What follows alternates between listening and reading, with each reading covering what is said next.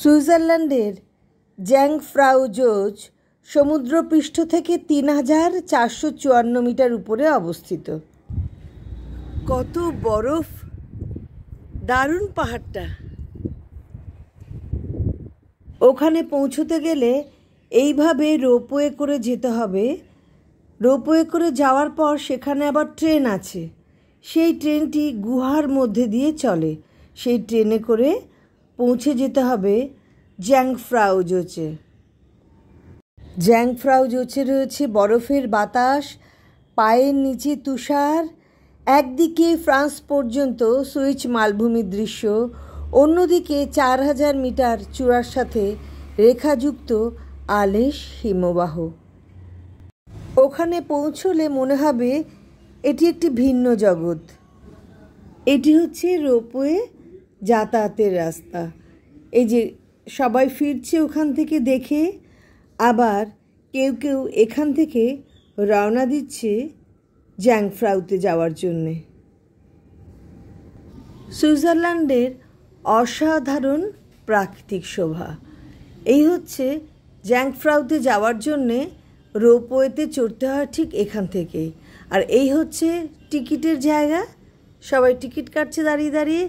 আর বিশাল বড় চত্বর, যেখানে প্রচুর মল রয়েছে। সবজিও পাওয়া যায়, ফলও পাওয়া যায়, জামা কাপড় পাওয়া যায়, কি না পাওয়া যায় সেখানে।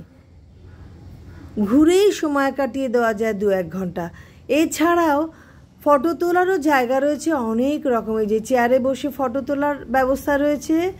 তারপর এই আর একটা জায়গা রয়েছে যেখানে দাঁড়িয়ে সবাই ফটো তুলছে। সুইজারল্যান্ডের ঘড়ি।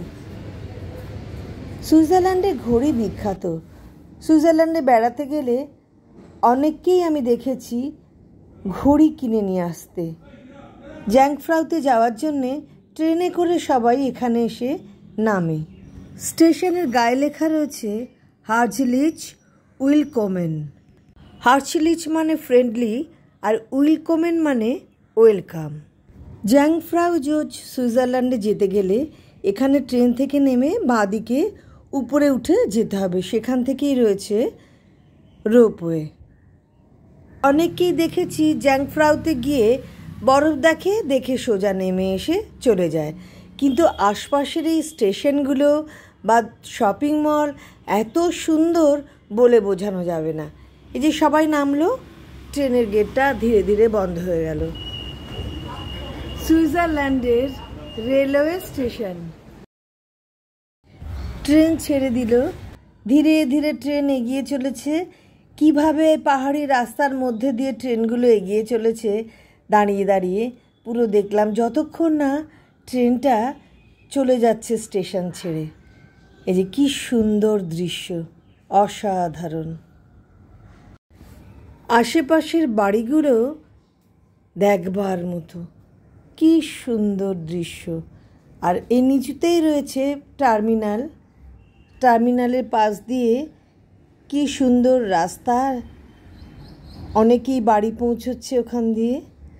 কুলকুল করে বয়ে চলেছে নদী পাহাড়ের সামনে দিয়ে। বেশ খানিকটা সময় উপভোগ করলাম। আর ফুলের কথা তো নাই বা বললাম, কত রকম যে ফুল ফুটে আছে, কত রঙের, কি সুন্দর দৃশ্য। মনে হচ্ছে যেন প্লাস্টিকের ফুল, এত জীবন্ত। ওপরে উঠে দেখতে পেলাম অনেক রেস্টুরেন্ট, প্রচুর খাবারের বন্দোবস্ত রয়েছে, প্রচুর লোকে বসে বসে খাচ্ছে। আর সবথেকে বড় কথা, ভীষণ সুন্দর করে রেস্টুরেন্টগুলো সাজানো রয়েছে। আর দেখতে পেলাম অনেক বড় একটা ঘড়ির দোকান।